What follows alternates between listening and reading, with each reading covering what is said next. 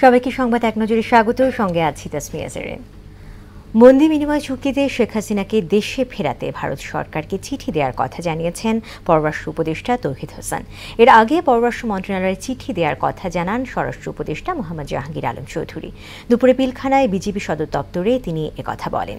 BDR বিদ্রোহের ঘটনায় 7 সদস্যের তদন্ত কমিশন গঠনের কথাও জানান স্বরাষ্ট্র উপদেষ্টা। মিরপুর শহীদ বুদ্ধিজীবী কবরস্থানে চিরনিদ্রায় শায়িত হলেন বেসামরিক বিমান পরিবহন ও পর্যটন মন্ত্রণালয় এবং ভূমি মন্ত্রণালয়ের উপদেষ্টা এএফ হাসান আরিফ। সকাল 10:30টায় তাকে সমাহিত করা হয়।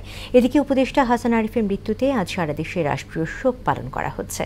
সরকারি, বেসরকারি ও স্বায়ত্তশাসিত প্রতিষ্ঠানে অর্ধনমিত রাখা হয়েছে জাতীয় পতাকা। ছাঁটাইয়ের প্রতিবাদে গাজীপুর মহানগরীর কোনাবাড়ি এলাকায় ঢাকা-টাঙ্গাইল মহাসড়ক অবরোধ করে বিক্ষোভ করেছে পোশাক শ্রমিকরা।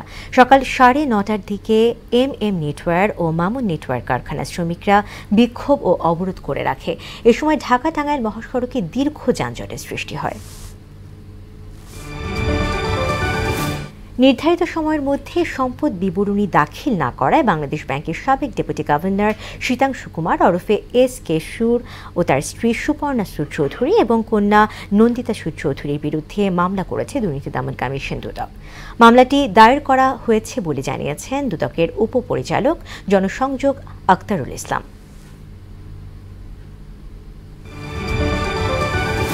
ব্রাজিলে একটি উড়োজাহাজ বিধ্বস্ত হয়ে 10 আরোহীর সবাই নিহত হয়েছেন। বার্তা সংস্থা রয়টার্স জানিয়েছে, শহরটির উত্তরাঞ্চলের পর্যটন এলাকায় গ্রামাদোর একটি দোকানের ওপর বিমানটি বিধ্বস্ত হয়।